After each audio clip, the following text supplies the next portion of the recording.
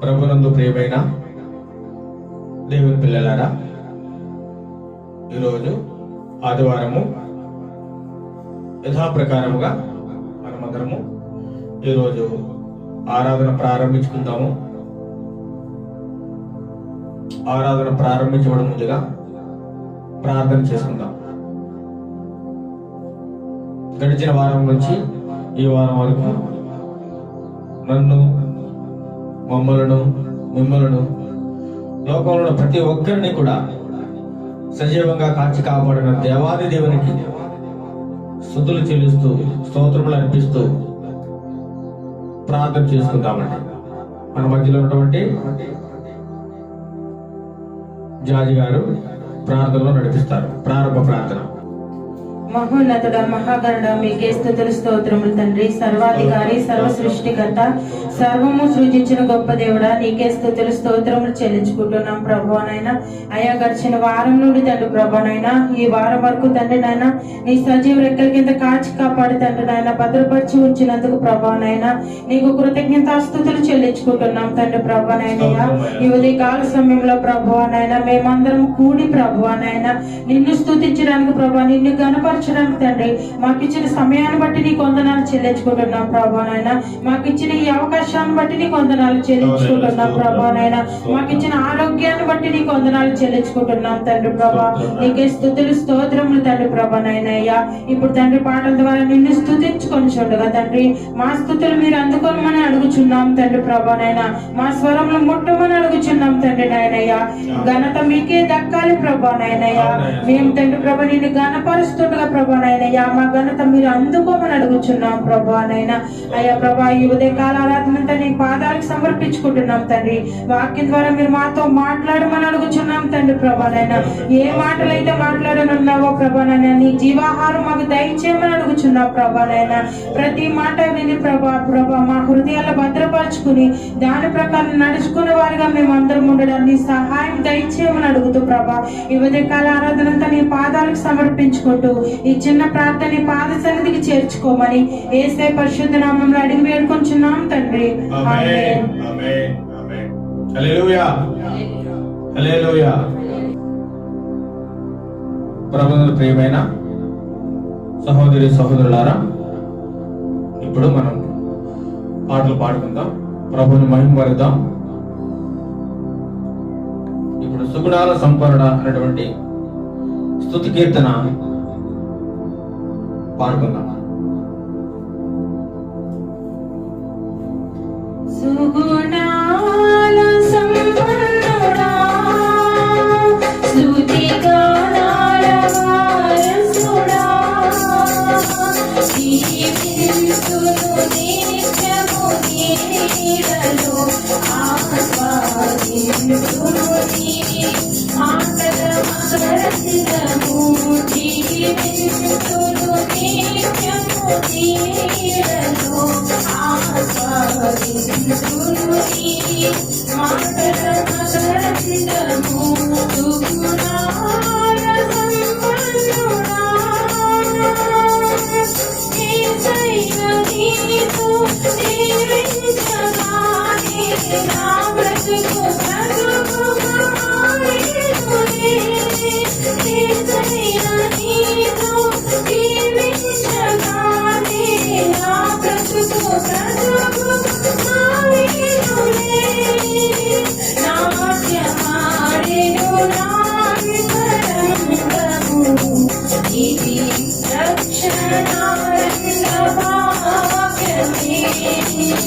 నాట్యమాడెను నా అంతరంగము, ఇది రక్షణానంద భాగ్యమే. సుగుణాల సంపన్నుడా, స్తుతిగానాల వారసుడా, జీవించును నిత్యము నీ నీడలో, ఆస్వాదించును నీ మాటల మకరందము, జీవించును నిత్యము నీ నీడలో, ఆస్వాదించును నీ మాటల మకరందము. సుగుణాల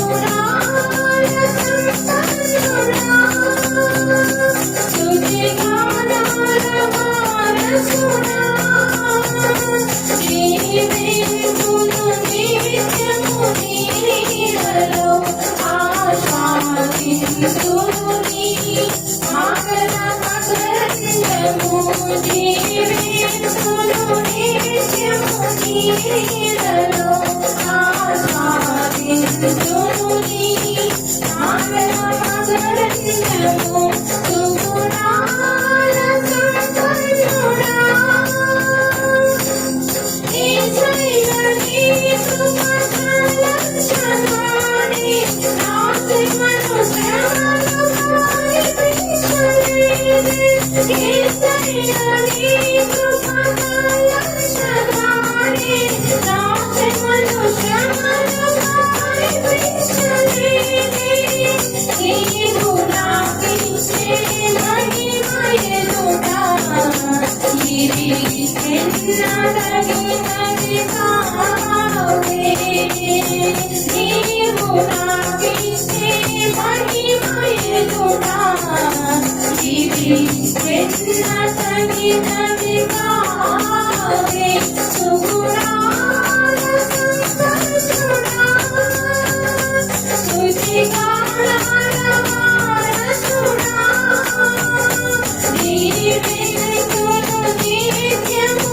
నీలలో ఆస్వాదిస్తును నీ ఆకల మకరందము జీవిస్తును నిత్యము నీలలో ఆస్వాదిస్తును నీ ఆకల మకరందము సుగుణాల సంపన్నుడా. హల్లెలూయా హల్లెలూయా హల్లెలూయా.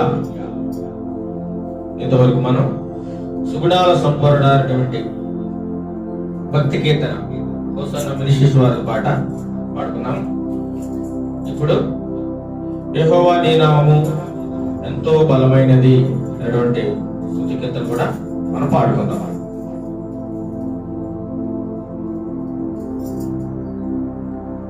యెహోవా నీ నామము ఎంతో బలమైనది, ఎంతో బలమైనది, ఎంతో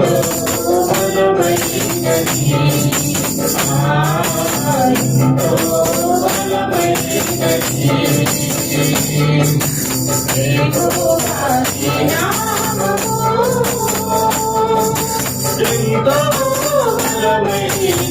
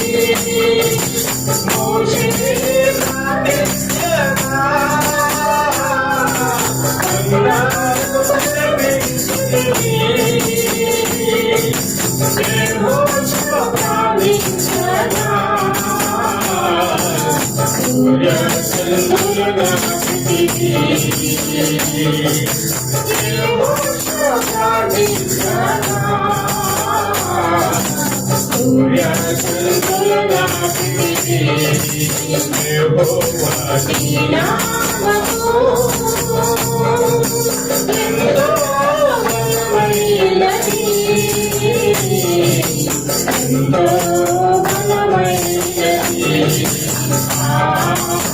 ఎంతో బలమైనది. యెహోవా నీ నామము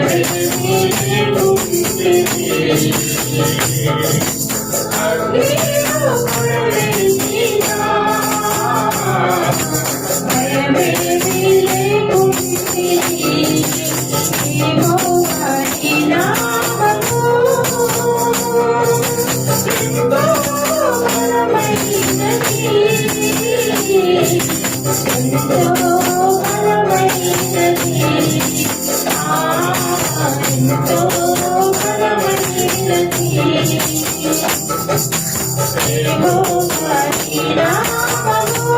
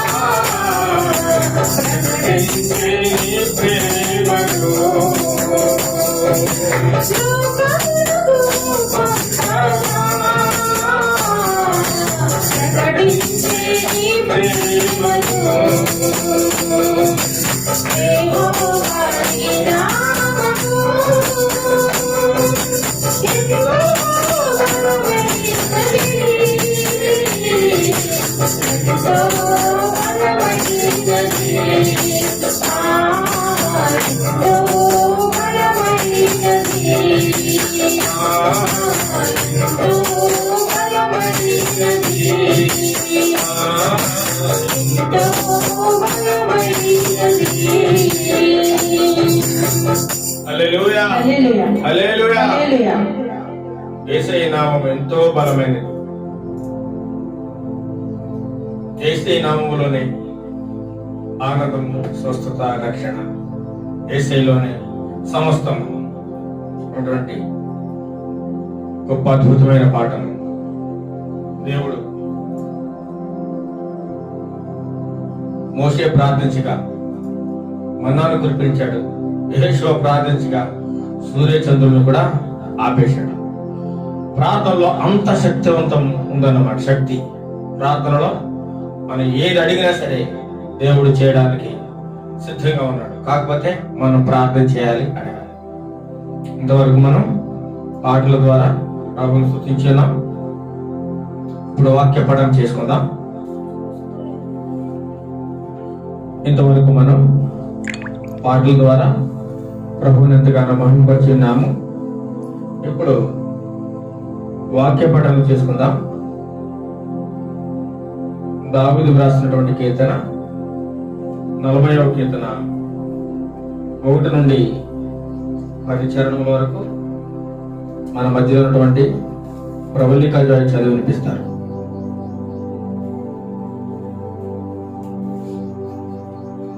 యెహోవా కొరకు నేను సహనముతో కనిపెట్టుకొంటిని. ఆయన నాకు చెవియొగ్గి నా మొర ఆలకించెను.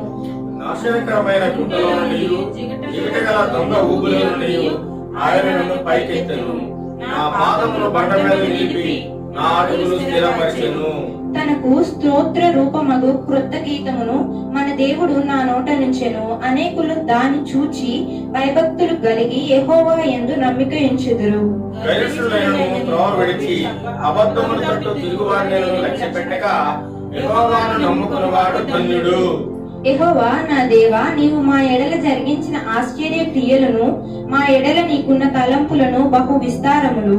వాటిని వివరించి చెప్పేదననుకొంటినా అవి లెక్కకు మించియున్నవి. నీకు సాటి అయిన వాడొకడునూ లేడు. బలులనైనను నైవేద్యములనైనను నీవు కోరుటలేదు. నీవు నాకు చెవులు నిర్మించున్నావు. దహన బలులనైనను పాప పరిహారార్థ బలులనైనను నీవు తెమ్మనలేదు. అప్పుడు పుస్తకపు చుట్టలో నన్ను గూర్చి రాయబడిన ప్రకారము నేను వచ్చి ఉన్నాను. నా దేవా, నీ చిత్తం నెరవేర్చుట నాకెంతో సంతోషము. నీ ధర్మశాస్త్రము నా ఆంతర్యములో ఉన్నది. నా పెదవులు మూసుకొనక మహా సమాజములో నీతి సువార్తను నేను ప్రకటించి ఉన్నానని నేనంటిని. యెహోవా, అది నీకు తెలిసే ఉన్నది. నీ నీతిని నా హృదయంలో ఉంచుకొని నేను ఉండలేదు. నీ సత్యమును నీ రక్షణను వెల్లడిస్తున్నాను. నీ కృపను నీ సత్యమును మహాసమాజమును తెలుపక నేను వాటిని అదుపు చేయలేదు. దేవుడు తన పరిశుద్ధ వాక్యము దీవించును గాక. హల్లెలూయా. దేవుడు తన పరిశుద్ధ వాక్యమును దీవించును గాక. అలాగే వాక్యమును చదివినటువంటి ప్రవళిక జాయ్కి దేవుని యొక్క కృప ఆశీస్సులు మెండుగా తోడైండును గాక. ప్రభునందు ప్రియమైన దేవుని పిల్లలారా, మీ అందరికీ శుభములు తెలియజేస్తున్నాను. ఈరోజు 4వ తారీఖు 7వ నెల 2021వ సంవత్సరము ఆదివారం. ఈ దినమును చూడలేక మన ప్రియులు ఎంతో మంది నిద్రించున్నారు. మనకైతే దేవుడు మంచి అవకాశాన్ని, మంచి తరుణమును దేవుడు దయచేసినందుకు దేవునికి మరి ఒకసారి వందనములు తెలియజేస్తున్నాం. హల్లెలూయా. అందరూ చెప్పండి హల్లెలూయా.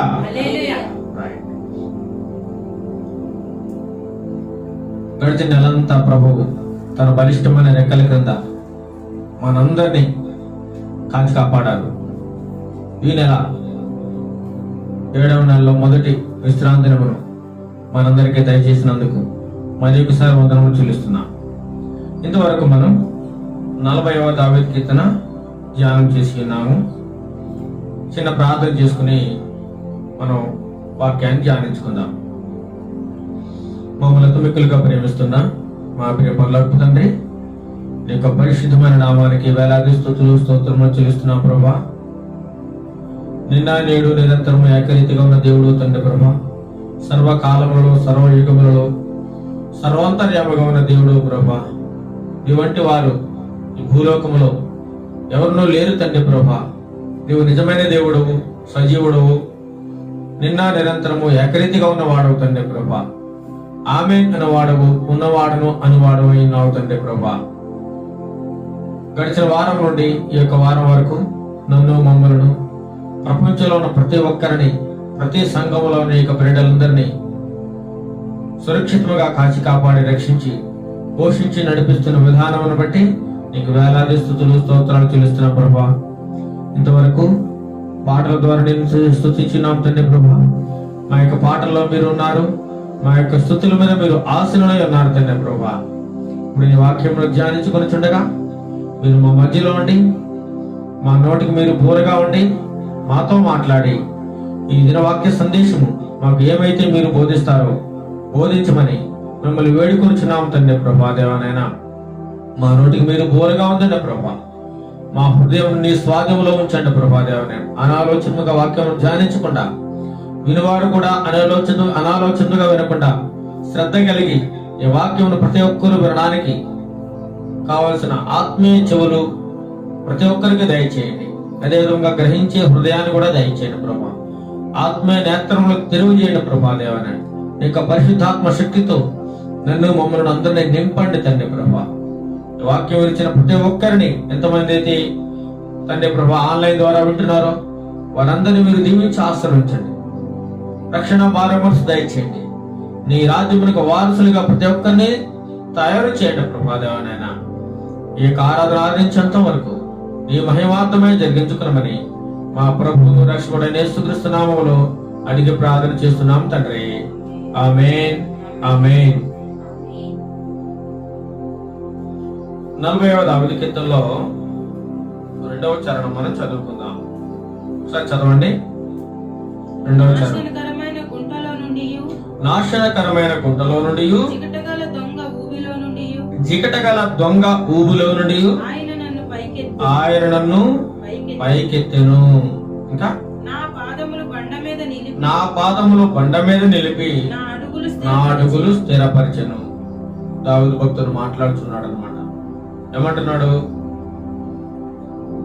నాశనకరమైన గుంటలో నుండి, జిగటగల దొంగ ఊబులో నుండి. చూడండి, నాశనం అయిపోయే స్థితిలో నుండి కూడా యేసయ్య మనల్ని రక్షించే సమర్థుడై ఉన్నాడు అనమాట.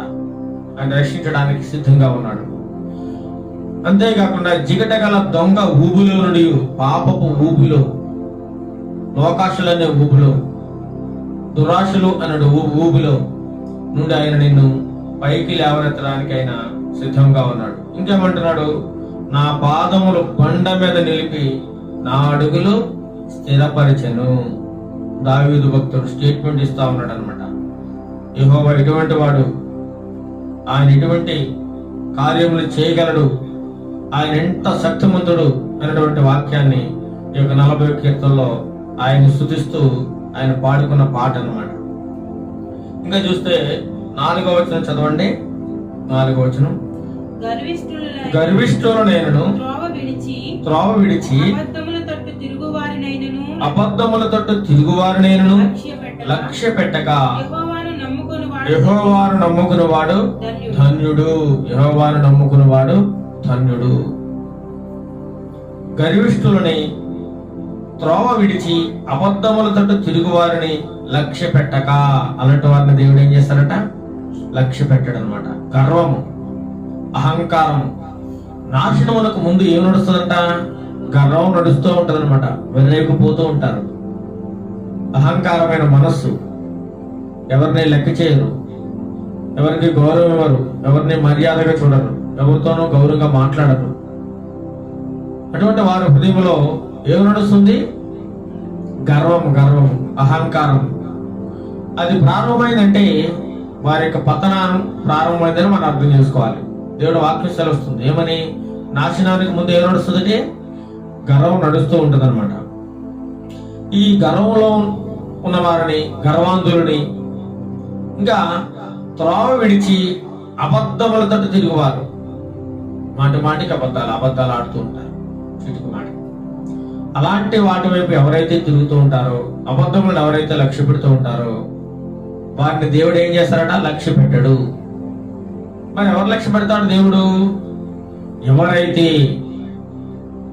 తమ పాపములను ఒప్పుకొని మారు మనసు పొంది యెహోవాయే నిజమైన దేవుడు అని ఎవరైతే తన మనసులో తన హృదయంలో నిశ్చయత కలిగి ఉంటారో వారిని ఏం చేస్తారంటే దేవుడు ధన్యులుగా చేస్తాడు. యెహోవాను నమ్ముకున్నవాడు ధన్యుడు అని దేవుని యొక్క వాక్యంలో దావీదు భక్తుడు స్పష్టంగా మనకి తెలియజేస్తూ ఉన్నాడు. ఇక 5వ వచనం కూడా చదవండి. యెహోవా నా దేవా నీవు మా ఎడల జరిగించిన ఆశ్చర్య క్రియలను మా ఎడల నీకున్న తలంపులను బహు విస్తారములు వాటిని వివరించి చెప్పేదని అనుకుంటున్నా అవి లెక్కకు మించి ఉన్నవి. నీకు సాటి అయిన వాడు ఒకడును కూడా లేడు. దేవా నీవు మా ఎడల జరిగించిన ఆశ్చర్య క్రియలు, దేవుడు మన జీవితంలో కూడా ఎన్నో ఆశ్చర్య క్రియలు చేస్తూ ఉంటాడండి. అంతేకాకుండా మా హృదయంలో కూడా అద్భుతాలు, ఎన్నో ఆశ్చర్య కార్యాలు, మేము ఊహించలేని కార్యములు దేవుడు ఎన్నో చేసి ఉన్నాడు మా యొక్క జీవితాల్లో కూడా, మీ జీవితాల్లో కూడా. అలాగని చెప్పి మనం కృతజ్ఞత లేని వారిగా ఉండకూడదు. ఆయన చేసిన మేలుని బట్టి ఆయనకి ఏం చేయాలండి? కృతజ్ఞత కలిగి ఉండాలి. ఆయన ఎల్లప్పుడూ కూడా గుర్తుంచుకుంటూ ఉండాలి. ఆయన మన హృదయంలో ఏం చేయాలి? ముద్ర వేసుకోవాలి, భద్రం చేసుకోవాలి ఆయన వాక్యాన్ని. ఆయన మేళ్ళని ఎప్పుడు కూడా మర్చిపోకూడదు. పాట ఉంది, నీవు చేసిన ఉపకారములకు నేనేమి చెల్లింతును, నీవు చేసిన ఉపకారములకు నేనేమి చెల్లింతును, ఏడాది దూడలనా వేలాది పొట్టేళ్ళనా, వేలాది దూడలనా వేలాది పొట్టేళ్ళనా, నీవు చేసిన ఉపకారములకు నేనేమి చెల్లింతును. ఆయన చేసిన ఉపకారాలకు మనం ఏం చెల్లించగలమండి? ఆయన ఏమడుగుతున్నాడు? వేలాది పుట్టేళ్ళ, వేలాది గొర్రెలు ఆయనకి సంతోషాన్ని కలిగిస్తాయా? లేకపోతే నీ వెండి బంగారం ఆయనకి ఇస్తే సంతోషం పడతాడా? లేకపోతే నీకు ఉన్న ఆస్తి అంతా ఆయనకి ఇచ్చేస్తే ఆయన సంతోషిస్తాడా? నీకు పాపాలకు పరిహారం దొరుకుతుందా? కాదండి. ఆయన ఏం కోరుకుంటున్నాడు? విరిగి నలిగిన హృదయాన్ని, నీ హృదయాన్ని ఆయన కోరుకుంటున్నాడు అనమాట. విరిగి నలిగిన హృదయం. ఆయన మనలో చేసిన కార్యములు ఎలా ఉంటాయంట? ఆశ్చర్యం, బహు విస్తారములు, ఎన్నో కార్యములు చేస్తా ఉన్నాడు. ఈరోజు మనం ఇంత సుఖంగా సౌఖ్యంగా జీవిస్తున్నామంటే, ఊపిరి పీల్చుకుంటున్నామంటే, ఎటువంటి రోగము మన దరికి చేరకుండా సంతోషంగా ఆనందంగా గడుపుతున్నామంటే ఆయన చేసిన కృప, ఆయన చేసిన మేలు.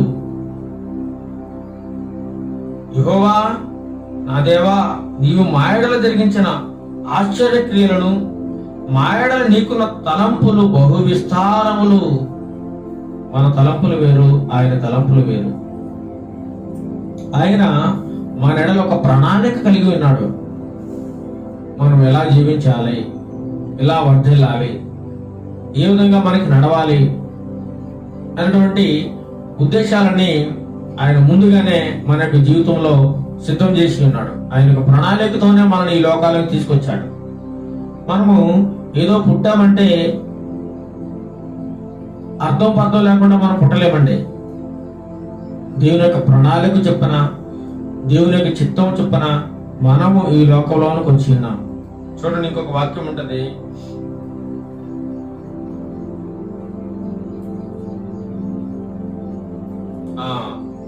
ఏడవ వచనం చదవండి.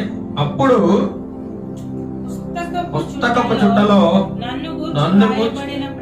నన్ను గూర్చి వ్రాయబడిన ప్రకారము నేను వచ్చి ఉన్నాను. దావీదు భక్తుడు సెలవుస్తా ఉన్నాడు. ఆయన కూర్చట దేవుని యొక్క గ్రంథపు చుట్టలో ఎప్పుడో రాయబడి ఉందట. నేను నా అంతటి నేను రాలేదు ప్రభువా, నన్ను గూర్చి నీ యొక్క గ్రంథపు చుట్టలో వ్రాయబడి ఉన్న దాని ప్రకారమే నేను ఈ భూలోకానికి వచ్చాను అన్నటువంటి విషయాన్ని దావీదు భక్తుడికి స్పష్టంగా తెలియజేస్తున్నాడు. పుస్తకపు చుట్టలో నన్ను గూర్చి వ్రాయబడిన ప్రకారము నేను వచ్చి ఉన్నాను. నా అంతట నేను గల రాలేదు ఈ లోకంలోనికి. నా యొక్క ప్రణాళిక వేరుంది, ఆయన యొక్క చిత్తం వేరుగా ఉంది. ఆయన చిత్తాన్ని గ్రహించి దావీదు భక్తుడు వ్రాస్తూ ఉన్నాడు అనమాట. అయినా ప్రభువా, నువ్వు చాలా ఆశ్చర్యకరాలు చేసే దేవుడు, నా మీద నీకు ఒక ప్రణాళిక ఉంది. నన్ను ఒక ప్రణాళిక చొప్పున ఈ లోకంలో తీసుకుని వచ్చినావు. ఆ ప్రణాళిక ఏంటో నీ యొక్క పుస్తకపు చుట్టలో ముందుగానే నన్ను గూర్చి వ్రాసిన ప్రకారమే నేను ఈ లోకానికి నన్ను తీసుకొచ్చా ప్రభా అని చెప్పేసి దావీదు భక్తుడు దేవుని ఎంతగానో స్తుతిస్తూ ఉన్నాడు అనమాట. ఆయన చేసిన కార్యాలను బట్టి, ఆయన చేసిన ఆశ్చర్య కార్యాలను బట్టి మనం ఎంతగానో స్తుతించినా తక్కువ అవుతుందండి. దివారాత్రులు ఆయన స్తుతించినా సరే తక్కువే. కాబట్టి ఎల్లవేళలా ఆయన చేసిన ఆశ్చర్య కార్యము గుర్తు చేసుకుంటూ, మననం చేసుకుంటూ, హృదయంలో ధ్యానించుకుంటూ మనం ముందుకు సాగిపోవాలన్నమాట. ఈరోజు మన వాక్య ధ్యానాంశము వాక్యంలోకి వెళ్ళుకుందామండి. మత్తయి సువార్త 8వ అధ్యాయము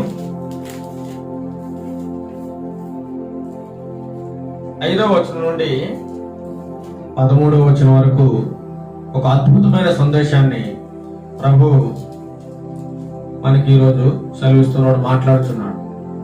ఆయన చేసిన ఒక అద్భుత కార్యం గురించి మనం ఈరోజు మాట్లాడుకుందాం. ఏంటి ఆ కార్యం? మనం ఎంతో కాలంగా వింటూ ఉన్నాం దేవుని వాక్యాన్ని. ఏంటి మన అంశం అంటే ఈరోజు శతాధిపతి యొక్క అమితమైన విశ్వాసం అండి. విశ్వాసం వేరు, అమితమైన విశ్వాసం వేరు. శతాధిపతి యొక్క విశ్వాసాన్ని గురించి దేవుడు గ్రంథంలో రాయించాడండి. ఆయన కోసం ఆయన ప్రశంసించాడు దేవుడు.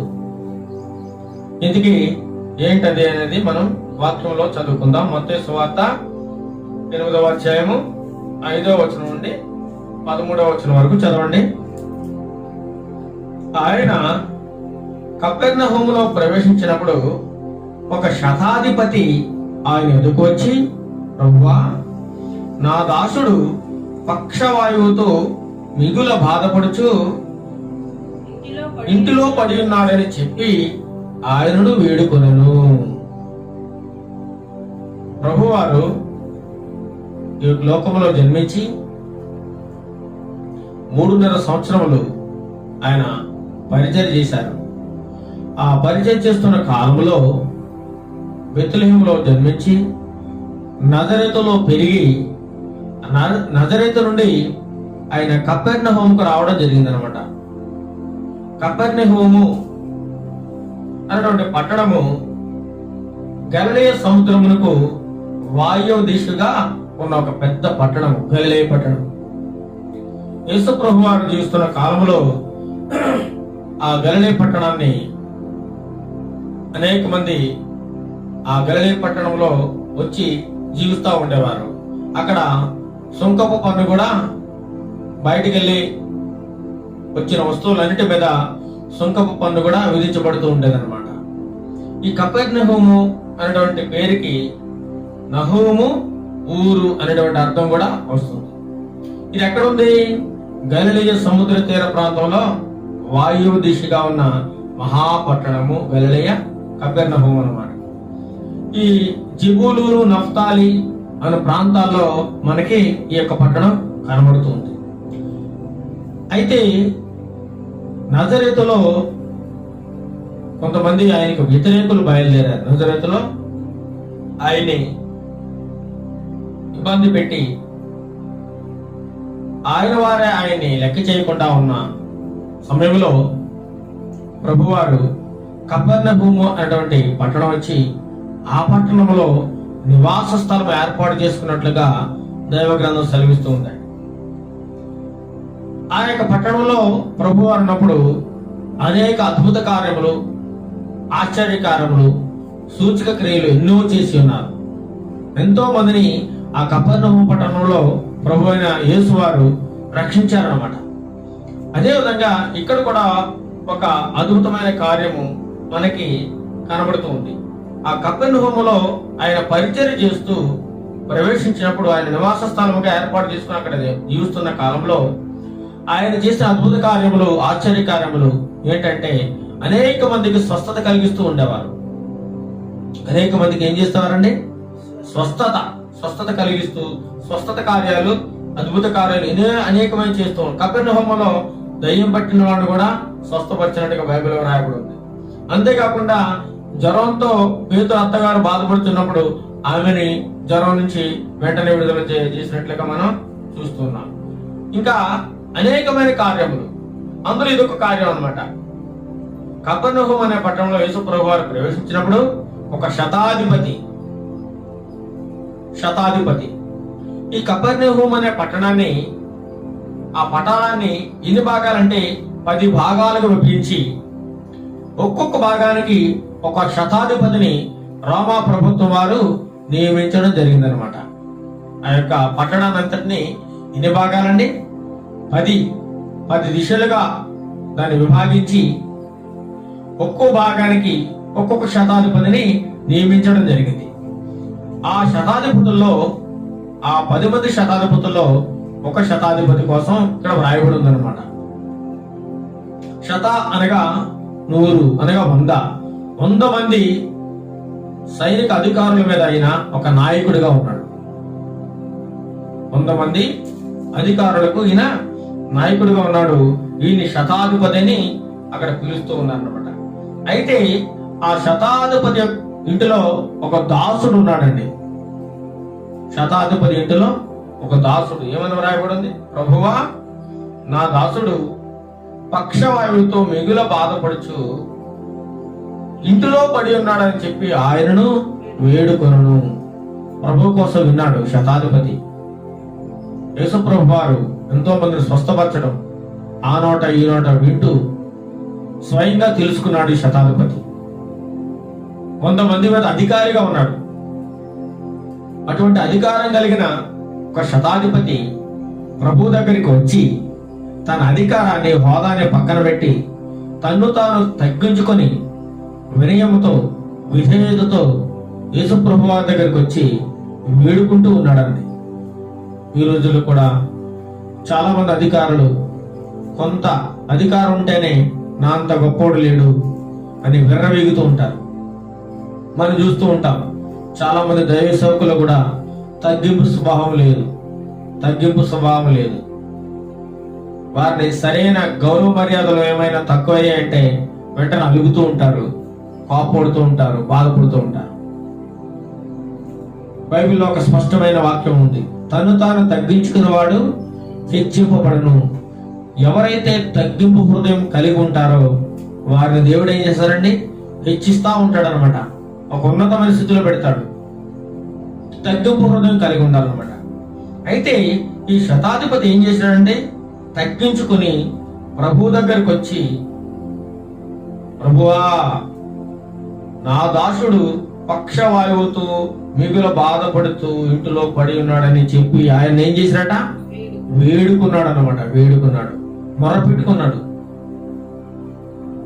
వెంటనే ఆయనకి జవాబిస్తా ఉన్నాడు ప్రభువారు. ఏమంటున్నారు? యేసు, నేను వచ్చి వారిని స్వస్థపరచదనని అతనితో చెప్పగా, ఓకే అలాగే శతాధిపతి, నేను వస్తానండి, మీ ఇంటికి వచ్చి మిమ్మల్ని, మీ యొక్క దాసుని నేను స్వస్థపడతాను, ఆయనకు స్వస్థత దయచేస్తాను అని ప్రభువారు వెంటనే సెలవేయడం జరిగింది. ఆయనకు ఒక భరోసా ఇచ్చారు ప్రభువారు.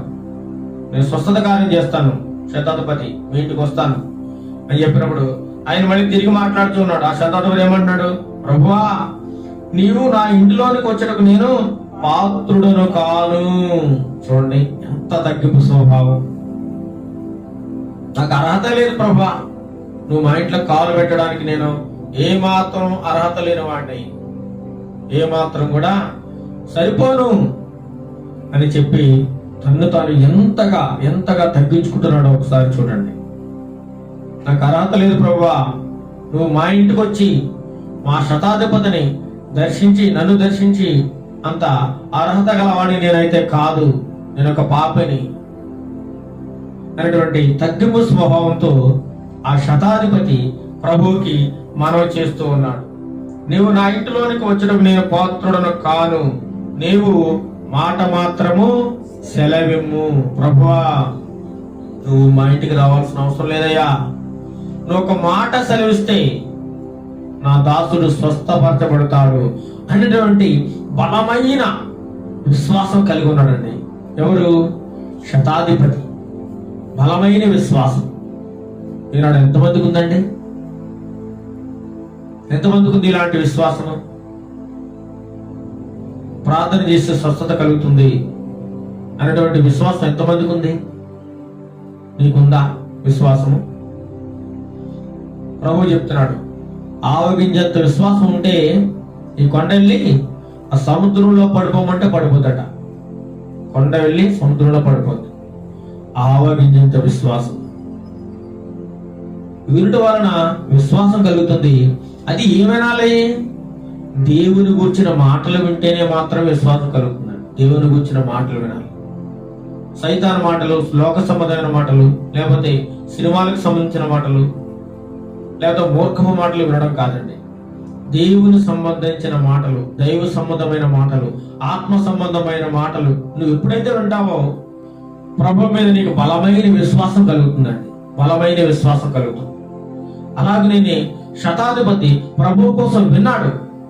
ఆయన ఆశ్చర్య కార్యములు, ఆయన చేసే అద్భుతాలు, ఆయన చేసిన స్వస్థతలు అనేకమైన ఉన్నాయి. ఇంతకు ముందు ఈ శతాధిపతిని స్వస్థత పరచక ముందు ఇంకా అనేకమైన అద్భుత కార్యాలు ఆ కపెర్నహూములో ఆయన నివాస స్థలం ఏర్పాటు చేసుకుని ఎంతగానో ఎన్నో కార్యక్రమాలు చేశాడు అనమాట. ఈ కార్యక్రమాలన్నీ కూడా శతాధిపతి దృష్టికి వచ్చి ఉన్నవి. ఆయన విన్నాడు, స్వయంగా ప్రభువు కోసం తెలుసుకున్నాడు. ఆయన ఆశ్చర్య కార్యములు, అద్భుతకారుడు అనేటువంటి విషయాన్ని ఆయన గ్రహించాడు.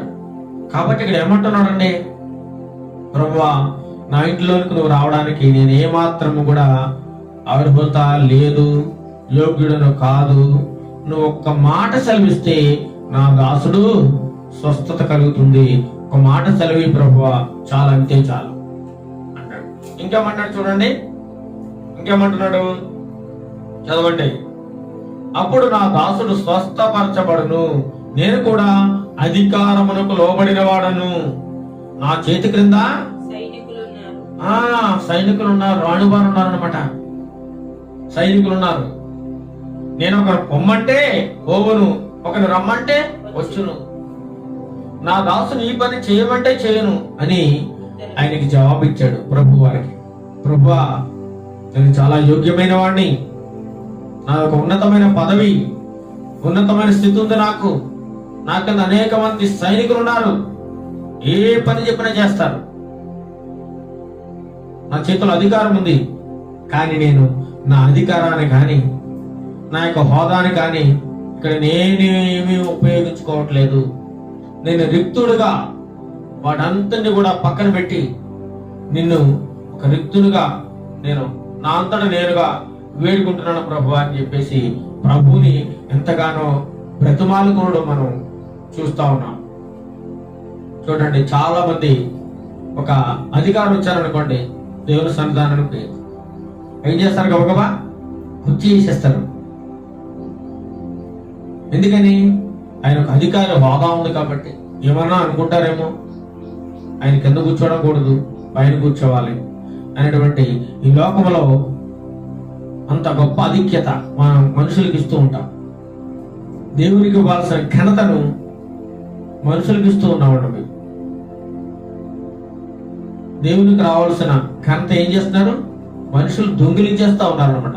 హోదా, అధికారం, అధికార దాహము మనం చూస్తూ ఉన్నట్లయితే ఇంకా సంఘాల్లో హోదా, అధికారం,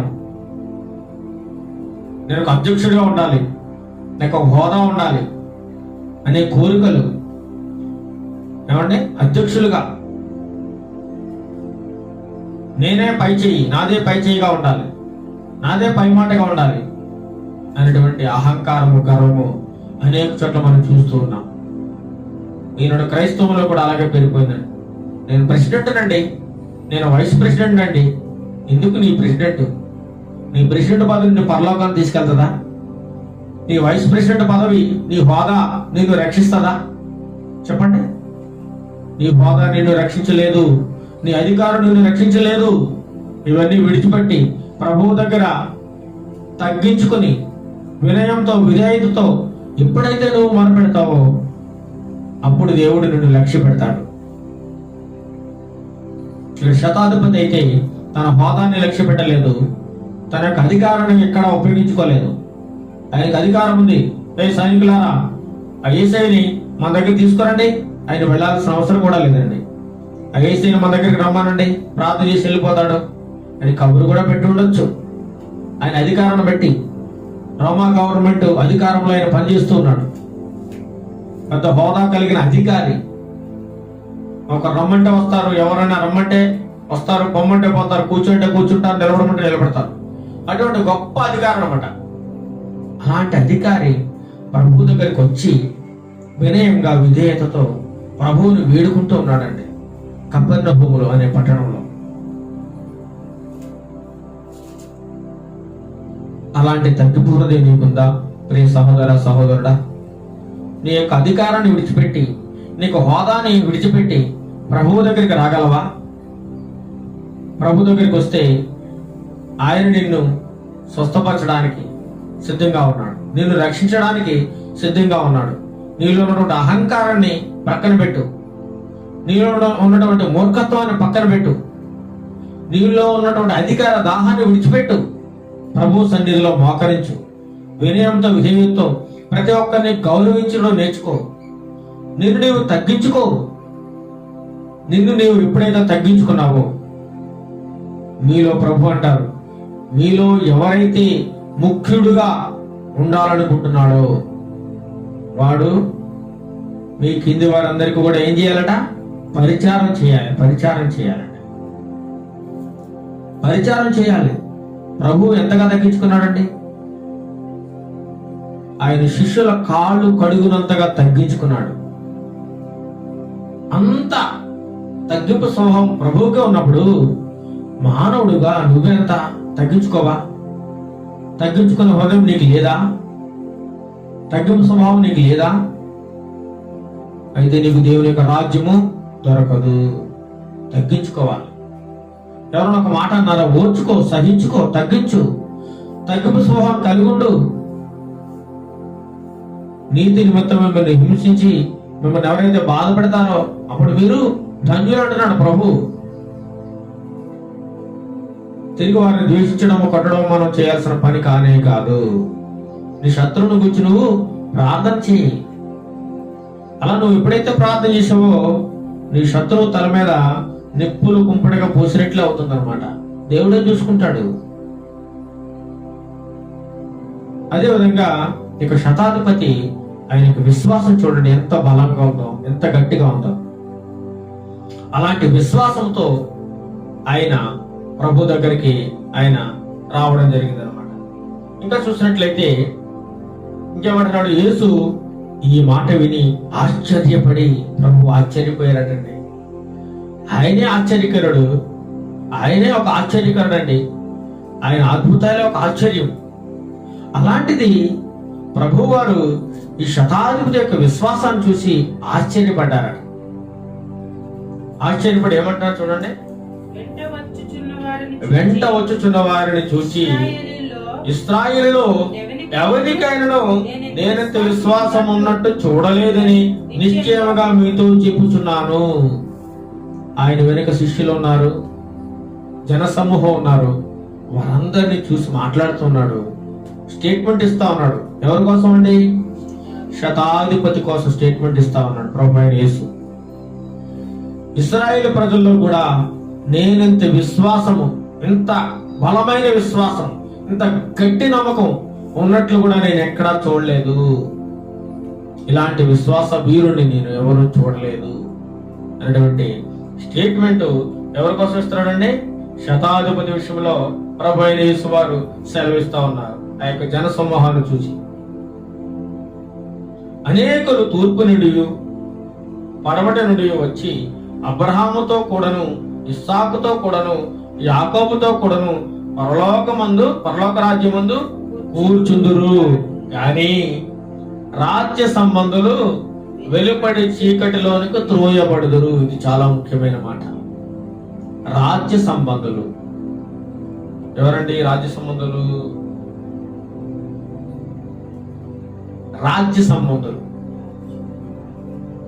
రాజ్య సంబంధులు అంటే ఏముంది అక్కడ? రాజ్య కుమారులు వెలుపడి చీకటిలోనికి త్రోయబడతారట. ఎవరైతే గర్వంతో, అహంకారంతో నాంత గొప్పవాడు లేరు, నేనే గొప్ప, దేవుడు ఎవరు, దేవుడు ఉన్నాడా అనేటువంటి మూర్ఖపు మాటలు మాట్లాడుతూ అనేక మంది ఉంటారు. ప్రభువుని విశ్వసించరు, నమ్మరు. ఆయన ఆశ్చర్య కార్యములు చెప్పుచుంటే కూడా హేళన చేస్తూ అవహేళనగా మాట్లాడుతూ ఉంటారు. అలాంటి వారందరిని గురించి దేవుడు ఏమంటున్నాడంటే, రాజ్య సంబంధులు వెలుపడి చీకటిలోనికి త్రోయబడతారు. అక్కడ ఏముంటదట? అక్కడ ఏడుపును పండ్లు కొరుకుటయు ఉండునని మీతో చెప్పుచున్నాను. అంతటా యేసు, ఇక వెళ్ళము, నీవు విశ్వసించిన ప్రకారం నీకు అవునుగాక అని శతాధిపతితో చెప్పారనమాట. ప్రభు వెళ్ళలేదు అక్కడికి. శతాధిపతి ఏం కోరుకుంటున్నాడు? ప్రభు ఏమో, శతాధిపతి, నేను నీ ఇంటికి వస్తాను, నీ దాసుడు నీ ఇంటికి వచ్చి స్వస్థపరుస్తాను అని ప్రభు సెలవిస్తుంటే శతాధిపతి ఏమంటున్నాడు? ప్రభా, మీరు మా ఇంట్లోనికి రావాల్సిన అవసరం లేదు, నేను అంతటా పాత్రుడిని కాదు, నేను యోగ్యుడిని కాదు, మీరు రావాల్సిన అవసరం లేదయ్యా, మీరు ఒక్క మాట సెలవిస్తే చాలు ప్రభువా, నా దాసుడికి స్వస్థత కలుగుతుంది అనేటువంటి బలమైన విశ్వాసంతో ఆయన దగ్గరికి రావడం జరిగింది అనమాట. ఆయన విశ్వాసాన్ని చూసి ప్రభువు గారు ఆశ్చర్యపడ్డారు.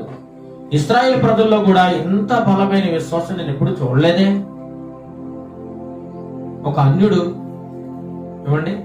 అన్యుడు ప్రభు మీద ఎంత విశ్వాసం ఉంచి రావడం ఆయనకి ఆశ్చర్యాన్ని కలిగించింది అనమాట. ఇశ్రాయేల్ వారిలో కూడా నేను ఎంత విశ్వాస వీరుణ్ణి నేను ఎప్పుడూ చూసి ఉండలేదు. ఏమన్నాడు చూడండి, ఏమంటున్నాడు? ఇశ్రాయేలులో ఎవరినైనను నేనెంత విశ్వాసం ఉన్నట్టు చూడలేదని నిశ్చయముగా మీతో చెప్పుచున్నాను. వారందరితో చెప్తా ఉన్నాడు, సమాజ మందిరంతో, శిష్యులతో కూడా సెలవిస్తా ఉన్నాడు అనమాట ప్రభు అయిన యేసు వారు. ఇంత విశ్వాసం ఇశ్రాయేలు ప్రజల్లో కూడా ఎవరికి ఉన్నట్లు నేను చూడలేదయ్యా. చూడండి ఆయన ఎంత విశ్వాసం. మాట చదివి ప్రభు చాలు, అవసరంకి నువ్వు రావాలడానికి నేను యోగ్యుడిని కాదు, నేను పాత్రుని కాదు, అయోగ్యుడిని, నేను ఒక పాపిని ప్రభువా, ఎన్నిక లేని వాడిని, మీ అంతటి వారు మా ఇంటికి రావడానికి నాకు యోగ్యత లేదు ప్రభువా అని చెప్పేసి తన్ను తాను తగ్గించుకుంటూ వినయంతో విధేయతతో ఆయన్ని వేడుకోవడం యెహోవా ప్రభు వారికి ఆశ్చర్యం కలిగించింది అన్నమాట. ఆ విశ్వాసాన్ని బట్టి అప్పుడేమంటున్నాడు? చివరగా ఒక మాట ఆయన సెలవిస్తూ, అంతటా యేసు, ఇక వెళ్ళుము, నీవు విశ్వసించిన ప్రకారం నీకు అవునుగాక. బైబిల్ ఒక వాక్యం ఉంటారు, నీ విశ్వాసమే నిన్ను స్వస్థపరచును. చూడండి, విశ్వాసం లేకుండా మనం ఎంత ప్రార్థన చేసినా వృధాది. క్రియలు లేని విశ్వాసం మృతమని కూడా వ్రాయబడి ఉంది. అలాగే నీకు నమ్మకం లేకుండా నువ్వెంత ప్రార్థన చేసినా ఆ ప్రార్థన అంతా దండగా. నువ్వు బలమైన విశ్వాసంతో ప్రభువు నువ్వు అడిగినప్పుడు ఆయన తప్పకుండా నీ యొక్క హృదయంలో కార్యం చేయడానికి ఆయన సిద్ధంగా ఉన్నాడు. ఎలాంటి విశ్వాసం కావాలి? శతాధిపతి లాంటి విశ్వాసం కావాలి. శతాధిపతి లాంటి విశ్వాసం.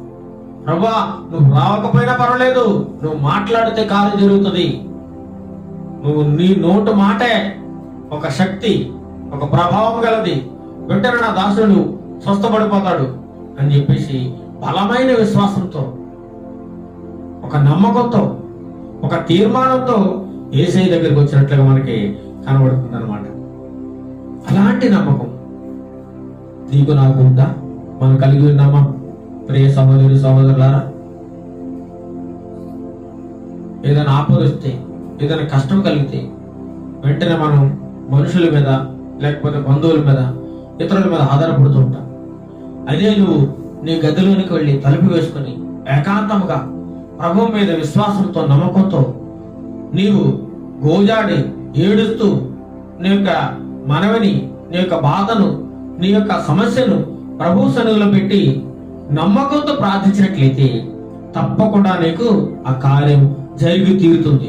100% ఇది నిజం అన్నమాట.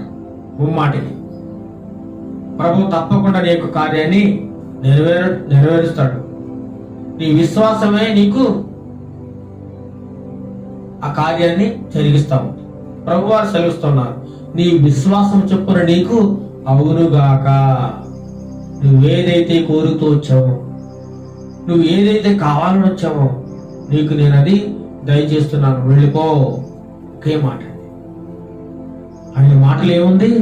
శక్తి ఉంది. శక్తి, బలమైన శక్తి ఉందన్నమాట. చూడండి, అలా కింద చూసినట్లయితే ఆ అవునుగాకని శతాధిపతితో చెప్పేశాడు ప్రభు యేసు వారు. ఆ గడియలోనే అతని దాసుడు స్వస్థత ఉందను. ఆ గడియలోనే, ఆ క్షణం. చూడండి ఎంత శక్తో, ఎంత బలమైన దేవుడు మన దేవుడు, ఎంత శక్తివంతమైన దేవుడు. ప్రపంచంలో ఎవరైనా ఎలాంటి సూచనక్రియ చేశారండి? ఎక్కడైనా ఇటువంటి అద్భుతం జరగడం మనం చూసామా? ఒక బైబిల్ గ్రంథంలోనే మనకి కనబడుతుందండి ఇలాంటి ఆశ్చర్యక్రియలు, ఆశ్చర్యకార్యాలు ఎన్నో ఎన్నో ఎన్నో ఎన్నో. ఆయన చేసిన ఆశ్చర్యకార్యాలు ఈ గ్రంథంలో రాయించాలంటే ఈ భూలోకమే సరిపోదండి. ఆయన చేసిన అద్భుత కార్యాలు, ఆశ్చర్యకార్యాలు అన్ని రాయించాలంటే బైబిల్ సరిపోదు. చాలా తక్కువ రాయించారు ఇందులో, చాలా తక్కువ. ఆయన కోసం చాలా తక్కువ రాయబడింది. ఆయన గురించి చెప్పాలంటే, ఆయన యొక్క కార్యాలు మనం వివరించాలంటే ఈ భూలోకమే సరిపోదట. ఒక భక్తుడు అంటాడు, ఆయన చేసిన కార్యాలు వివరించి రాయాలంటే సముద్రాలన్నీ కూడా ఒక ఇంకుగా మారిపోయి, భూమి అంతా ఒక పేపర్గా మారిపోయినా ఆ ఇంకు కూడా సరిపోదట ఆయన చేసిన కార్యాలు రాయాలంటే. ఒక భక్తుడు మాట్లాడుతూ ఉంటాడు. అంటే ఆయన దేవుని మీద ఉండే అమృతమైన ప్రేమ, భక్తితో ఆయన ఆ విధంగా చెప్పగలుగుతున్నాడు అనమాట. ఆశ్చర్యకార్యం. ఆయన ఆశ్చర్యకరుడు, ఆలోచనకర్త, బలవంతుడైన దేవుడు అన్నమాట. ఆ గడిలోనే ఆయనకి ఏమొచ్చిందండి? స్వస్థత. నిజానికి ఈ స్వస్థత కావాలని ఎవరు వేడుకోవాలి? ఎవరు వేడుకోవాలండి? పక్షవాయువు గలవాడు ఏం చేయాలి? ప్రభువుని వేడుకోవాలి. కానీ పక్షవాయువు తరపున ఎవరు వేడుకుంటున్నారు? శతాధిపతి. చూడండి, ఆయన అనుకోవచ్చు.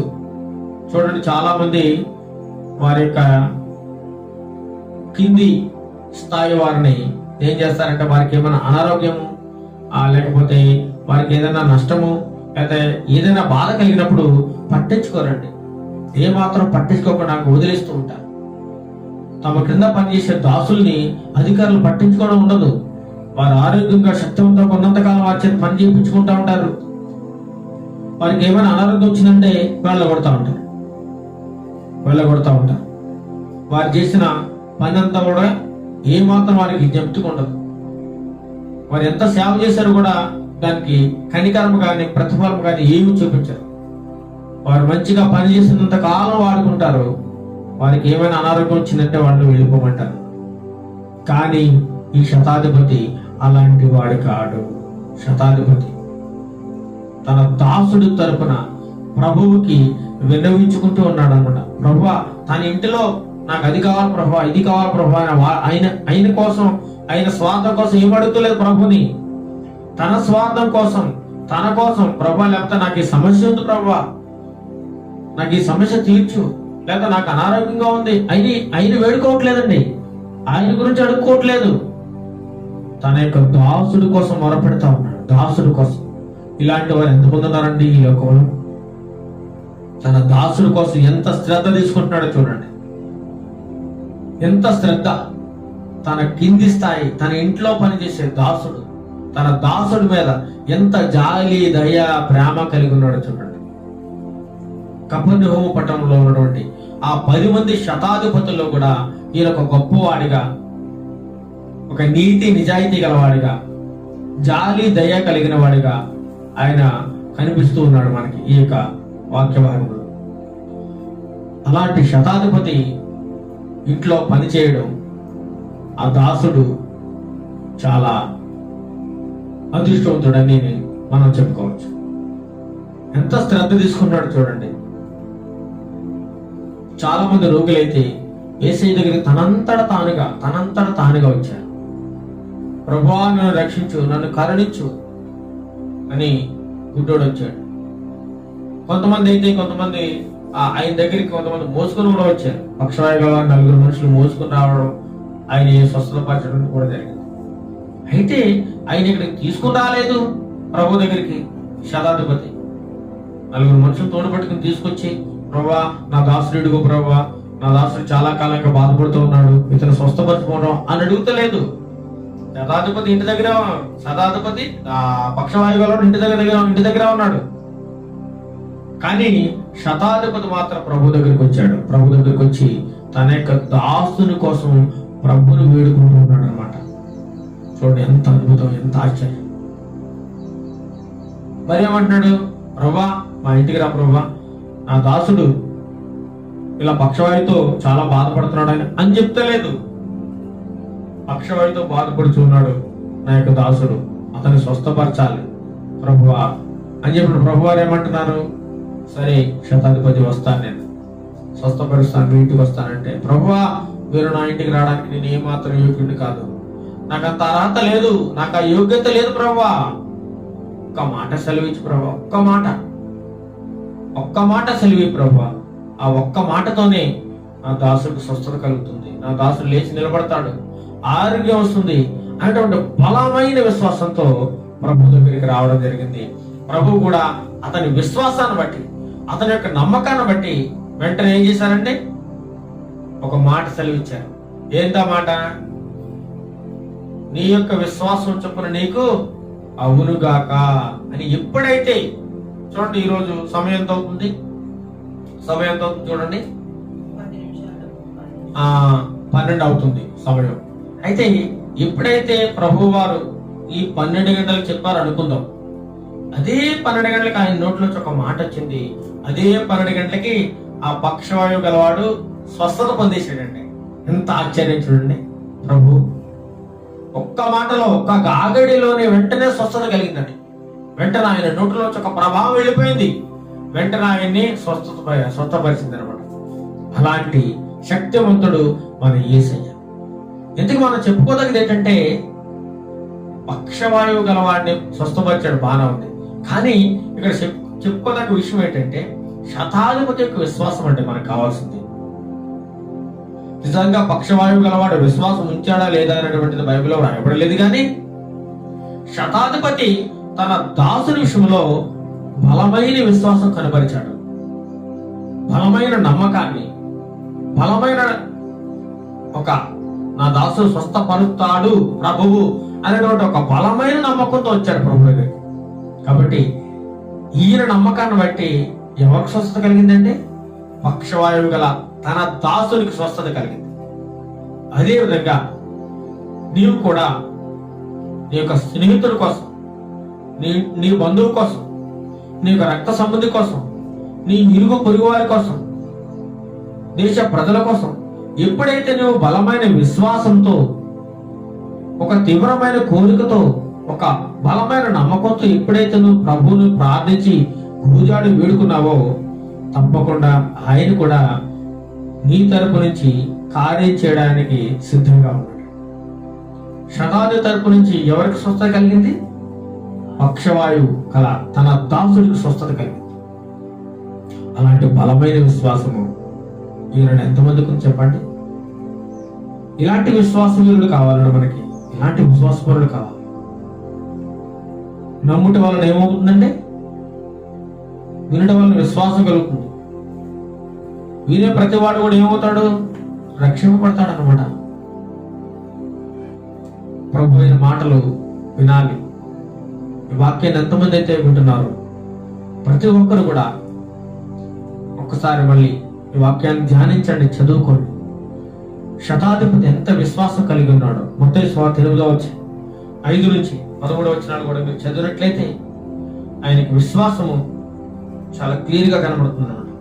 అలాంటి విశ్వాసాన్ని మీరు నేను మనమందరం కలిగి ఉన్నట్లయితే దేవుడు కార్యాన్ని తప్పకుండా చేస్తాడు. నమ్మకం ఉంచాలండి, ప్రభు మీద నమ్మకం ఉంచాలి. మనుషులు నమ్ముకోవడం వల్ల మనకు ఉపయోగం లేదండి. మనుషులను నమ్ముకోవడం కంటే యెహోవాను ఆశ్రయించడం మేలు. ఎవరిని ఆశ్రయించాలండి? యెహోవాను ఆశ్రయించాలి. మనుషుల మీద ఆధారపడ్డాం అనుకోండి, ఈరోజు సహాయం చేస్తారు, రేపు మళ్ళీ దాన్ని దెప్పు పొడుస్తూ ఉంటారు అనమాట. వారికి ఇష్టమైతే చేస్తారు, కష్టమైతే మానేస్తారు. కానీ యేసయ్య అలాంటి వాడు కాదండి. తప్పకుండా నువ్వు విశ్వాసంతో అడిగినట్లయితే అది ఏదైనా సరే, నీ సమస్య ఎంత పెద్దదైనా సరే, ఎంత గొప్ప వ్యాధి అయినా సరే, నువ్వు భరించలేని వ్యాధి అయితే నీకు దేవుడు పెట్టడండి. మనుషులు ఎంతవరకు సహించగలరు, ఎంతవరకు భరించగలరో అది మాత్రమే దేవుడు అనుమతిస్తూ ఉంటాడు. అది కూడా ఎందుకు? నీ విశ్వాసాన్ని పరీక్షించడానికి మాత్రమే కొన్నిసార్లు శోధనలు పెడుతూ ఉంటాడు తప్ప నిన్ను ఏదో నాశనం చేయాలని, నిన్ను పాడు చేయాలని దేవుని యొక్క ఉద్దేశం కానే కాదు. అటువంటి పరీక్షల ద్వారా నీ విశ్వాసం ఇంకా మరింత బలపడే అవకాశం ఉందన్నమాట. ప్రభువులో నువ్వు ఇంకా బలంగా ఎదగడానికి చిన్న టెస్టులు దేవుడు పెడుతూ ఉంటాడు. వాటిలో మనం ఏం చేయాలి? పాస్ అవుతూ ఉండాలి. ప్రభువా, నాకు ఈ సమస్య పెట్టేస్తావు, నాకు ఈ సమస్య వచ్చేసింది, ఎందుకు వచ్చింది ప్రభువా, నాకు ఎందుకు పెట్టావు ప్రభువా, నేను చాలా న్యాయపరుడు, నీతిమంతుడు కదా, నీకు రోజు ప్రార్థన చేస్తున్నాను కదా, నాకే ఎందుకు వచ్చింది ఈ సమస్య అని చెప్పేసి చాలా మంది మాట్లాడుతూ ఉంటారు. ఇలాంటి మాటలు మాట్లాడకూడదు. మనం శ్రమదినమున నువ్వు కుంగిరిపోయిన వాడు అయితే నువ్వు ఎలాంటి వాడు?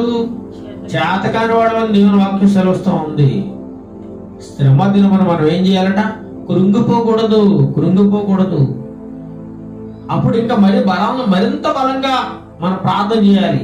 మనంగా మన విశ్వాసాన్ని పెంపొందించుకుంటూ ఉండాలి.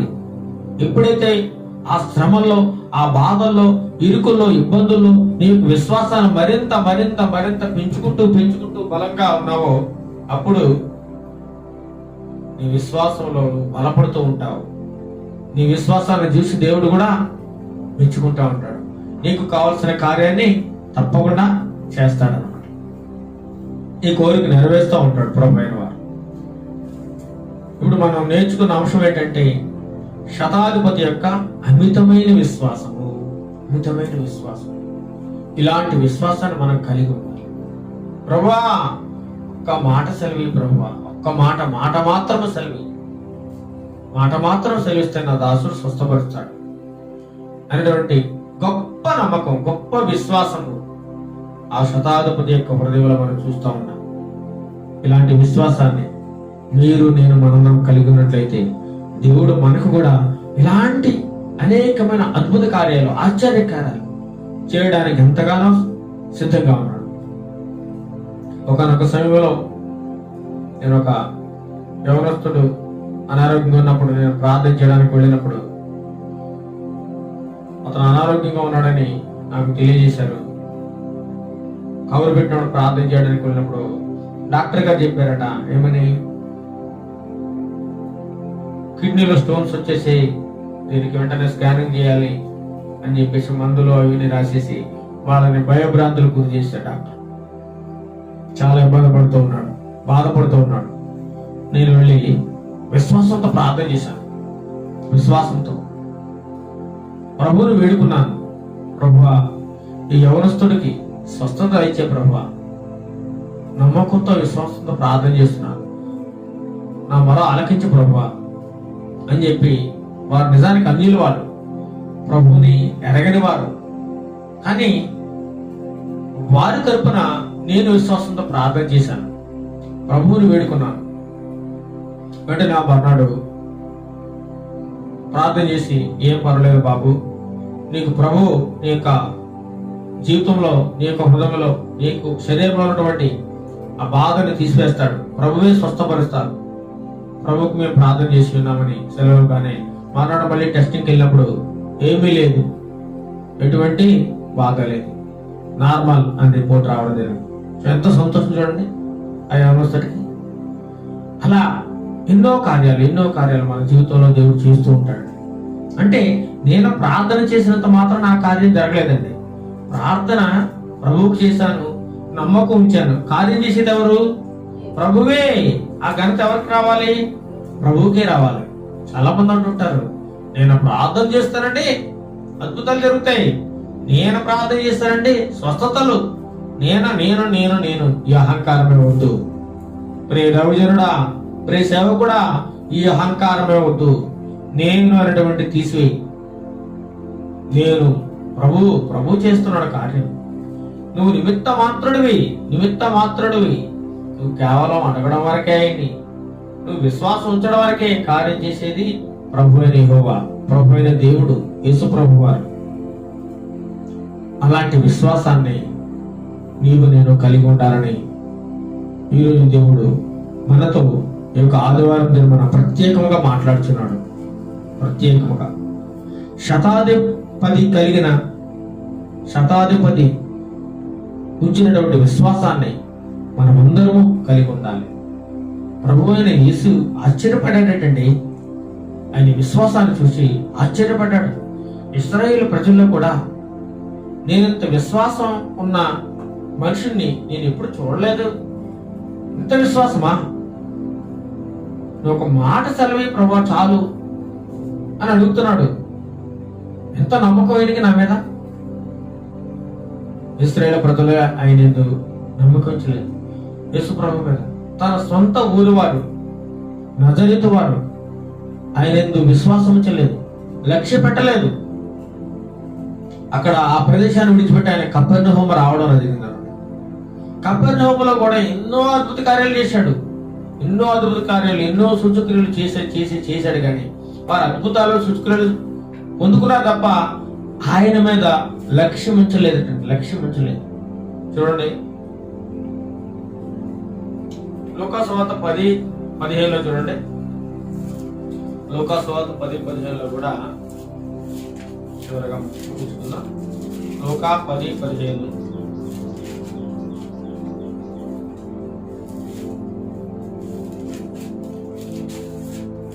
లూకాసువార్త 10:15 చూపించుకుందాం.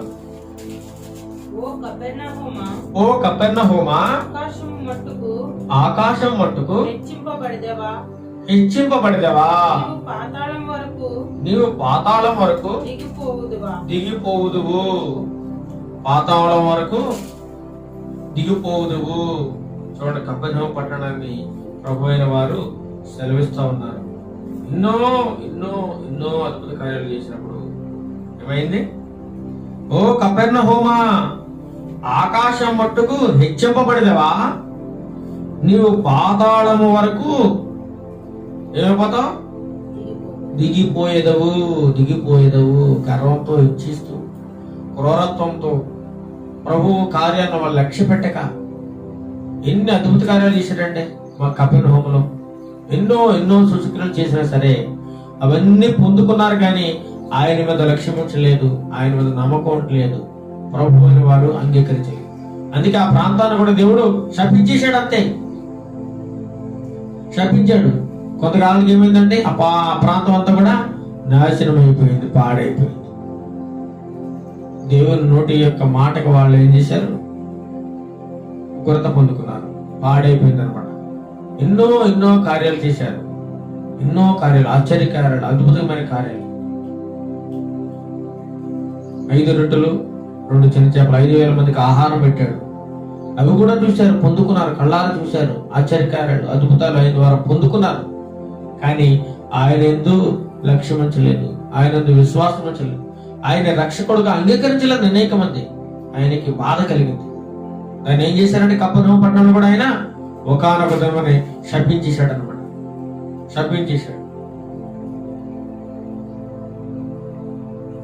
ఆ పట్టణం ఏం చేశాడు? దేవుడు శపించాడు అనమాట. అయితే అదే పట్టణంలో అంతకుముందు జరిగిన అద్భుత కార్యాన్ని దేవుడు మనకు ఈరోజు బయలుపరిచాడు తన వాక్యంతో. శతాధిపతి యొక్క అమితమైన విశ్వాసము. ఇలాంటి విశ్వాసాన్ని మీరు నేను మనందరము కలిగి ఉన్నట్లయితే ప్రభు కార్యాలు చూస్తామండి. ప్రభు కార్యాలు ఎవరైతే ఆయన విశ్వాసం ఉంచుతారో వారందరూ కూడా రక్షింపబడతారు, దీవింపబడతారు. వారికి మేలు చేయడానికి ఆయన సిద్ధంగా ఉన్నాడు. కృపగల దేవుడు, దయ చూపించే దేవుడు. అలాంటి దేవుడిని నువ్వు కలిగి ఉన్నావంటే నీకంటే గొప్పవారు ఇంకెవరు ఉండరు, నీకంటే ధన్యులు ఎవరు ఉండరు, నీకంటే అదృష్టవంతులు ఇంకెవరు ఉంటారండి. అలాంటి దేవుడిని నువ్వు కలిగి ఉండాలి. అలాంటి దేవుడు మార్గాల్లో నిడిచి చూస్తా ఉన్నాను అనేక మంది. ఏ మార్గం ఎంచుకున్నాను? ఏ మార్గం? నీ మార్గం ఎక్కడికి వెళ్తుంది? నీ గమ్యం ఎక్కడికి వెళ్తుంది? తీర్మానం చేసుకో. ప్రభు అయిన యేసునందు నీ విశ్వాసం ఉంచితే నీవు నీ కుటుంబం ఏమవుతారు? రక్షింపబడతారు. నీవు నీ కుటుంబం రక్షింపబడాలంటే ఏం చేయాలి? ప్రభు అయిన యేసు మీద నీవు విశ్వాసం ఉంచాలి, రక్షణ పొందాలి, మారు మనసు పొందాలి, బాప్తిస్మం తీసుకోవాలి. ఆయనలో విశ్వాసంలో నిలకడగా ఉండాలి, స్థిరులుగా ఉండాలన్నమాట. దేవుని ప్రేమ నీలో కనబడాలి. అలాంటి లక్షణాలు ఎప్పుడైతే నీలో ఉన్నాయో నీవు నీ కుటుంబం కూడా తప్పకుండా రక్షింపబడతావు. నీ యొక్క కోరికను, నీ యొక్క ఆశను నెరవేర్చగలడు దేవుడు. దావీదు భక్తుడు సెలవుస్తా ఉన్నాడు, నా హృదయంలో తలంపులు ఏంటో నీకు తెలుసు ప్రభా. నేను అడిగిన దానికంటే ఎక్కువ నువ్వు దయచేస్తావు. నువ్వు అడిగిన దానికంటే ఎక్కువ ఇచ్చే దేవుడు. నువ్వు 10 అడుగుతావా, ఆయన 100 ఇస్తాడు. 1000 అడుగుతావా, 10,000 ఇస్తాడు. 10,000 అడుగుతావా, 1,00,000 ఇస్తాడు. నువ్వు ఊహించిన దానికంటే ఎన్నో అద్భుతమైన కార్యాలు నీ జీవితంలో చేయడానికి యేసయ్య సిద్ధంగా ఉన్నాడు. ప్రియమైన సహోదరి సహోదరుడా, విశ్వాసం ఉంచుతున్నావా? ప్రభు అయిన యేసు మీద విశ్వాసం ఉంచుతున్నావా? నువ్వు తగ్గించుకుంటున్నావా? నీలో ఉన్నటువంటి అహంకారాన్ని, నీ యొక్క దుర్మార్గతను విడిచిపెడుతున్నావా? నువ్వు హెచ్చించుకున్నట్లయితే తగ్గింపబడతావు, పాతాళానికి తోసివేయబడతావు. కపెర్నహూము పట్టణ వారు ఏం చేశారట? హెచ్చించుకుంటూ ఉన్నారు. వారిని వారు హెచ్చించుకుంటూ ప్రభు మీద ఏమాత్రం లక్ష్యం ఉంచలేదు. ఎన్నో అద్భుత కార్యాలు, సూచక్రియలు చేశాడు ప్రభు వారు లక్ష్య పెట్టలేదు. చాలా మంది జనసమూహం అద్భుతాల కోసం ఆయన కూడా తిరిగేవారు, స్వస్థతల కోసం వచ్చేవారు. ఈ రోజు కూడా అనేక మంది రక్షణ కోసం రావట్లేదు సంఘాలకి. అద్భుతాలు, స్వస్థతల కోసం, వారి యొక్క అవసరాల కోసం వస్తూ ఉన్నారు. దేవుని చెప్తాను, మొదట నా రాజ్యమును, నా నీతిని వెతకండి, అప్పుడు మీరు అడిగినవన్నీ తర్వాత ఇస్తాను నేను. ఈనాటి కాలంలో వారు ఏం చేస్తున్నారు? మొదట వాళ్ళ వ్యాధులు బాగుపడాలి, వారికి ఉద్యోగాలు రావాలి, వారి కుటుంబం ఉన్నతమైన స్థితిలో ఉండాలి, ఏమంటే వారి కోరికలన్నీ తీర్చబడాలి, వారికి మంచి వివాహం కావాలి, ఇవన్నీ జరగాలి. వాటి కోసమే ప్రభు మందిరానికి రావడం జరుగుతుంది. ఈనాడు సేవకులు కూడా అదే బోధిస్తూ ఉన్నారు. చాలా మంది సేవకులు, నువ్వు ప్రభు దగ్గరకు వచ్చావనుకో నీకు అది వస్తుంది, నీకు ఇమెయిల్ కలుగుతుంది, నీకు పిల్లలు పడతారు, నీకు ఈ బాధ పోతుంది, ఇదే చెప్తున్నా తప్ప నీకు రక్షణ కలుగుతుంది, నీకు పరలోకం దొరుకుతుంది, ప్రభు నీకు మనశ్శాంతి ఇస్తాడు, ప్రభువు నందు నువ్వు విశ్వాసం ఉంచు, రక్షణ పొందుకో, నీ పాపాలు ఒప్పుకో, ఈ విషయాలు చెప్తలేదండి. ఎందుకని? వారిని ఏదో విధంగా రాబట్టుకోవాలి సంఘానికి అన్న ఉద్దేశంతో వారికి ఈ లోకాశలు చూపిస్తా ఉన్నారు. లోకాశలు నీకు అది కలుగుతుంది, ఇది కలుగుతుంది, అది కలుగుతుంది, నువ్వు ఐశ్వర్యవంతుడు అవుతావు, నువ్వు ప్రభువులకు వస్తే నువ్వు గొప్పవాడు అయిపోతావు, నీకు పెద్ద ఆధిక్యత వస్తుంది, నీ ఇల్లు కట్టేస్తాడు దేవుడు, నీకు డబ్బు ఇచ్చేస్తాడు, నీ రోగం పోతుంది. ఇవి కాకమ్మ కబుర్లు చెప్తూ ఉన్నారండి. సంఘంలో అనేక మందిని మోసం చేస్తున్నారు, అనేక మంది దైవ సేవకులు. ఇది కాదండి సువార్త. సువార్త అంటే రక్షించడం, రక్షణ సువార్త పెట్టడం. వారి హృదయాన్ని మార్చాలి, వారి హృదయాన్ని ప్రభు వైపు త్రిప్పాలి. మొట్టమొదట వారికి రక్షణ భాగ్యం కలిగించాలి. దేవునందుల విశ్వాసం ఏంటో వాళ్ళకి రుచి చూపించాలి. శతాధిపతి ఎటువంటి విశ్వాసం కలిగి ఉన్నాడు, అలాంటి విశ్వాసం వారిలో ఉండాలి. అప్పుడే దేవుడు కార్యం చేస్తాడు వారి హృదయంలో. ఇది చెప్పకుండా ముందే నీకు గర్భవతిగా ఉన్నావా, నీకు మగపిల్లలు పుట్టేస్తాడు, నేను నా తరపున దేవుడు మాట్లాడుతున్నాడు అని చెప్పేస్తారు. వీళ్ళే దేవుళ్ళ చెప్పేస్తారు అన్నమాట. కానీ ప్రభు యొక్క ప్రేమను వారికి చూపించరు, విశ్వాసం గురించి చెప్పరు, రక్షణ గురించి చెప్పరు అన్నమాట. మన ఈరోజు మన అంశం ఏంటంటే శతాధిపతి యొక్క అమితమైన విశ్వాసము. ఇలాంటి విశ్వాసాన్ని మనం అందరము కలిగి ముందుకి నడుచుకున్నట్లయితే దేవుడు తప్పకుండా మన జీవితంలో ఒక గొప్ప కార్యాలు, ఆశ్చర్యకార్యాలు చేయడానికి దేవుడు సిద్ధంగా ఉన్నాడు. ఇలాంటి విశ్వాసం మనమందరము కలిగి ఉండాలని ప్రభువుని వేడుకుంటూ వాక్యాన్ని ముగిస్తున్నాను. ప్రార్థన చేసుకుందాం. మహోన్నతుడా, మహాగణుడా, నీకే స్తుతులు స్తోత్రాలు తెలుస్తున్నాం ప్రభా. ఈ యొక్క విశ్రాంతి దినములో మీరు మీ యొక్క మాటలు, మీ యొక్క వాక్యం ద్వారా మా అందరితో మాట్లాడారు తండ్రి ప్రభా. శతాధిపతి యొక్క విశ్వాసం ఎంత బలమైనదో, ఎంత గొప్పదో మీరు మాకు బోధించారు తండ్రి ప్రభా. అలాంటి విశ్వాసం కలిగి ఉండాలని, మీకు ఇలాంటి విశ్వాసం మీలో ఉందా? నేను ఎక్కడ చూడలేదు, ఇశ్రాయేలు ప్రజల్లో కూడా నేను చూడలేదు. ప్రభు వారు ఆశ్చర్యపడి, శతాధిపతి దేశంలో ఆశ్చర్యపడి మెచ్చుకున్నారు. అలా నిన్ను మెచ్చుకుంటున్నారా ప్రభు వారు? నిన్ను నన్ను మెచ్చుకుంటున్నారా? అలాంటి విశ్వాసం కలిగి జీవించాలని ప్రభువు నిన్ను నన్ను కోరుకుంటున్నాడు. అలాంటి విశ్వాసం మా అందరికి దయచేయండి ప్రభు. నీ కృపగలస్త ప్రతి ఒక్కరి మీద ఉంచండి ప్రభు. లోకంలో ఎక్కడ చూసినా అల్లర్లు, మానభంగాలు, దోపిడీలు, దొంగతనాలు, అన్యాయం, అక్రమం రోజు రోజుకి విస్తరించిపోతూ ఉంది ప్రభా. దేవనాయన అనేకమైన అల్లరిముఖులు చెలరేగుతున్నారు తండ్రి ప్రభా. నీకు విరోధముగా అనేక మంది లేస్తున్నారు తండ్రి ప్రభా. వారందరితో మీరు మాట్లాడండి నాయన, దర్శించండి ప్రభా. నీ రాజస్వాతను ఆపాలని ఎంతగానో క్రీస్తు విరోధులు బయలుదేరుతూ ఉన్నారు తండ్రి ప్రభా. దేవ నీ మీద అన్యాయంగా, అక్రమంగా దూషిస్తూ ఎంతో మంది చెలరేగిపోతున్నారు తండ్రి ప్రభా. వారందరినీ మీరు దర్శించండి. వారి హృదయంలో నీకు ప్రేమను నింపండి ప్రభా. శాంతిని దయచేయండి. నీకు ప్రేమను వారు అర్థం చేసుకునే హృదయం వారికి దయచేయండి ప్రభా. వారి అందరి కోసం మేము ప్రార్థన చేస్తున్నాం నాయన. ఈ క్షణంలో ఎవరైతే రకరకాల వ్యాధులతో, బాధలతో, ఇరుకులతో, ఇబ్బందులతో, సమస్యలతో సతమవుతూ ఉన్నారో వారందరి కోసం ప్రార్థన చేస్తున్నాం నాయన. నీ యందు ఈ శతాధిపతి ఏ విధంగా అయితే విశ్వాసం ఇచ్చి ఉన్నాడో తన యొక్క దాసు నిమిత్తం, అలాంటి విశ్వాసాన్ని వారు కూడా నీ యందు కనపరిచినట్లయితే, అలాంటి విశ్వాసాన్ని కలిగినట్లయితే తప్పకుండా కార్యం సెలవిస్తావని వాక్యం సెలవుస్తుంది ప్రభా. అలాంటి విశ్వాసాన్ని మా అందరికీ దయచేయండి ప్రభా. దేవనాయన వారి యొక్క వ్యాధులు, రోగాల నుండి వారిని విడిపించండి నాయన. ఎంతమంది అయితే అనారోగ్యంతో బాధపడుతూ ఆసుపత్రుల్లో ఉన్నారో వారందరికీ సంపూర్ణ స్వస్థత దయచేయండి ప్రభా. ఎంతమంది అయితే సంఘాల్లో ఈ రోజు నిన్ను ఆరాధిస్తున్నారో వారి యొక్క సంఘాలన్నిటినీ దీవించండి. సంఘం వరకు వచ్చిన ప్రతి ఒక్క బిడ్డనే దీవించండి. వారి యొక్క అవసరాలన్నీ తీర్చండి ప్రభా. ముఖ్యంగా ఈ కరోనా విషయంలో తండ్రి మేము ప్రార్థన చేస్తున్నాం. ఈ కరోనాను తుడిచిపెట్టండి ప్రభా. మా దేశం నుంచి తొలగించండి ప్రభా. ప్రతి ఒక్కరికి స్వస్థత దయచేయండి ప్రభా. ఇప్పుడు చిన్నపిల్లలకు వస్తుందని చెబుతున్నారు తండ్రి ప్రభా. చిన్నపిల్లలు రక్షించండి ప్రభా. దేవనైనా ఎటువంటి హాని జరగకుండా చూడండి. ఎటువంటి సాతాను శోధన వారికి కలగకుండా చూడండి ప్రభా. సంపూర్ణ స్వస్థత, ఆరోగ్యం దయచేయండి ప్రభా. అలాగే ఈ గ్రామంలో ప్రతి ఒక్కరిని దీవించండి ప్రభా. నా కుటుంబాన్ని జ్ఞాపకం చేసుకోండి. మా బంధువులను జ్ఞాపకం చేసుకోండి. మా కుటుంబ సభ్యులందరినీ మీరు జ్ఞాపకం చేసుకోండి. అదేవిధంగా మా సహోదరుడి కోసం ప్రార్థన చేస్తున్నాను. అనారోగ్యంతో ఉన్నాడు తండ్రి ప్రభా. స్వస్థత దయచేయండి ప్రభా. దేవనాయన ఒక అద్భుత కార్యం దయచేయండి ప్రభా. దేవనాయన మా బంధువులు అస్వస్థతో ఉన్నారు తండ్రి ప్రభా. వారి హృదయంలో ఒక అద్భుత కార్యం మీరు దయచేయండి ప్రభా. దేవన సంపూర్ణ స్వస్థత విడుదల దయచేయండి ప్రభా. దేవన ఎంతమంది అయితే వ్యాధి బాధలతో ఉన్న వారు అందరినీ స్వస్థత దయచేయండి ప్రభా.